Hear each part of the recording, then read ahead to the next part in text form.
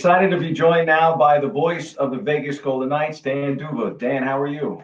I'm well, Bobby. Good to be with you. I realize sports have been secondary, but at the same time, I think there is a big sense among a lot of people that sports are going to be part of the healing process during this pandemic. And to boot, as someone that is the voice of Las Vegas, your team was also in first place in the Pacific when this all went down. So I'm sure the fans out there in Vegas are very excited to see the return of their team because they got a shot to win the Stanley Cup. They do, as they have had in each of their first three seasons. And it's hard to think about this franchise without thinking about how the franchise was born. And that, of course, was October of 2017. And as the team played its final preseason game on October 1st, later that night was the terrible shooting at the concert. And then just days later, the Golden Knights played their first ever games. Two were on the road, Dallas and Arizona. But then it was 10 days after the shooting that they had the first home game. And it was a way for the community to heal. The Golden Knights were a rallying point for this town that has not had a major league sports franchise to rally around. And in New York, and I grew up in New Jersey, I was a Mets fan, and to see how the Mets and Mike Piazza's home run was this tremendous catalyst. And after Piazza hit that home run shortly after September 11th, it was okay to cheer. And I think that when the Golden Knights played that first home game, and I said on the radio, there are tears of joy, there are tears of sadness, then there are tears of the kind we've just experienced because people were cheering and crying their eyes out at the same time. And it didn't hurt that the Golden Knights scored 4 times in the first 11 minutes of the game and started 3-0 and had a great October en route to a conference championship in that first season. In other words, Golden Knights hockey has been a great healing power for this community. Sports brings people together. I think it's amazing that it's actually been 2 years now for you. I mean, 2 years ago at this time, you were gearing up for the Stanley Cup Finals. And as you mentioned, their expansion season, only the second team in NHL history at that time to do that. The Golden Knights were expected to be in last place. They were 500-1 odds to win the Stanley Cup. And they managed to win a grand total of 13 playoff games, but you still need to win 16. They won the first game of the Stanley Cup Final. And one of the most exciting Cup Final games you'll ever see. Most lead changes in Cup Final history. That Game 1 victory against obviously the Washington Capitals that won the next 4 games. And those 4 consecutive losses for the Golden Knights, the first time that they had lost 4 in a row that entire season. But going into the next year, there was a hunger. And there was a realization that this was not just a Vegas fairy tale that would pack up after the show was over and move on. This was really something with staying power, and more people became fans of the team, not only in Las Vegas, but around the country. And I get a kick out of seeing all the people who get behind the Golden Knights, unless they're playing your favorite team. Right now, you got the Islanders, the Rangers, and the Devils as the bottom 3 teams in the Metropolitan Division. So I'm sure there's a lot of fans rooting for Vegas. Yeah. And with this 24-team scenario, the Islanders and Rangers would make it in. And given the time that all these clubs have had to heal up, who knows which teams might have gone on a run that wouldn't have had a chance otherwise. I think the Rangers in particular, I think that the way they started put them in a bad spot with the standings, but the way they figured things out, I think Coach Quinn is a fantastic coach. Got a lot of young players that they've been moving up.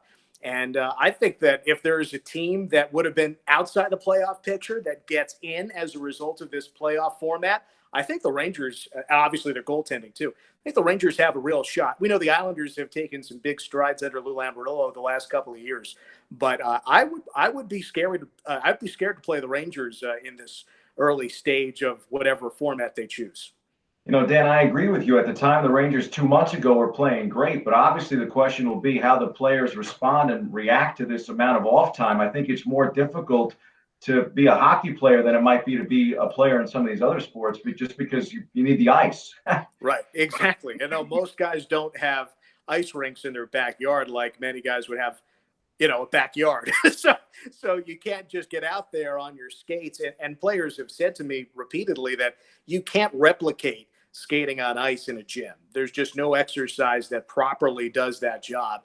There might be a short list of guys who have traveled to their hometowns and in the far reaches of Canada, and there's not a pandemic that they've really felt. It might be more easily accessible. But for the vast majority of players, they're going to need a couple of weeks, and they're talking 2 to 3 weeks of training time before they can resume game play.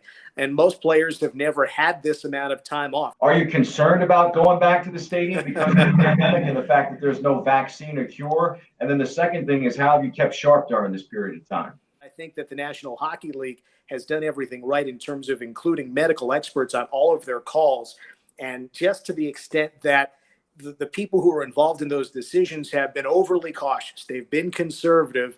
And I think now, as plans are starting to emerge, those experts are more optimistic about how this is going to look, the procedures that will be taken, and also looking at the grander picture of society and kind of where we're going, and learning more about the virus. And I'm certainly no medical expert. I only trust what I hear from the National Hockey League, and from my experience, that they do their due diligence and trust the advice of the medical experts. So I think I'll be fine in terms of my health. In terms of sharpness for calling a game, I have done just scant few play-by-play attempts. Someone asked me to do play-by-play of hand washing, which I did. That was fun. But I think it's been an exercise in going back to listen to old broadcasts. The Golden Knights flagship radio station here in Las Vegas has re-aired a lot of the games from the first season on an every other night basis. So I can turn on the radio and listen to a game from a couple of years ago that I might have forgotten, and I can listen to it with a fresh ear because I don't know what happened, or I don't recall all the details, and I can kind of critique myself to make sure that I'm doing what I need to do as a broadcaster. But listening to other broadcasters, doing a lot of reading, and wanting to put myself in a position so that when the news does break that here's the date for the first Golden Knights game, I'll be ready as a broadcaster, but I'll also be prepared to tell everybody what they need to hear. And speaking of great friends and key pieces of your career, I would say Doc Emmerich and the New Jersey Devils have been a big part of where you've come from. The greatest lesson from Doc that anyone can take starts with what kind of a person he is. He's a better person than he is a broadcaster. And when you tune into a Mike Emmerich broadcast, you can hear the smile in his voice. You know that there's not a place in the world he would rather be than at that game and telling you all about it. He's got a joy for this. It's genuine. It's not an act. He absolutely loves this sport. He loves the athletes, and he loves the storytelling element of it. And he's never had a bad day on the air that I've ever come across.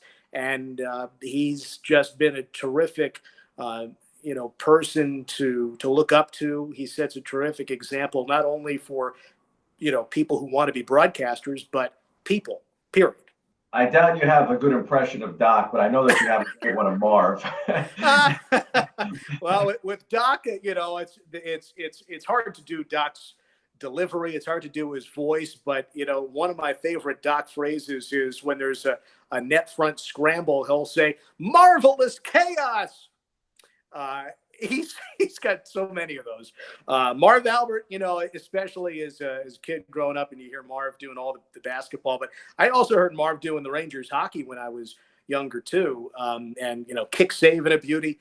But you think of the mid '90s Knicks, and it's Ewing kicks out for Houston for 3. Yes, there's many times that it's easy to just throw yes into a broadcast, and you can't help but think of marvelous Marv Albert. And, maybe Mike Fratello, the czar of the telestrator. The great story that Bob Costas always tells about, Marv's sense of humor is Fratello, Albert, NBA broadcast from, I believe it was the 92 first round, Game 5, Pistons-Knicks, and the exterior shot of Madison Square Garden. And there's a dog with an ascot and a monocle and a cigarette hanging out of its mouth, and you can only see the owner from about the knee down. And then it cuts back to an interior shot of Madison Square Garden, and you hear Marv Albert say, "Mike, always troubling when a dog smokes." And Costas tells the story better than I do, but that I think goes to show the irreverence.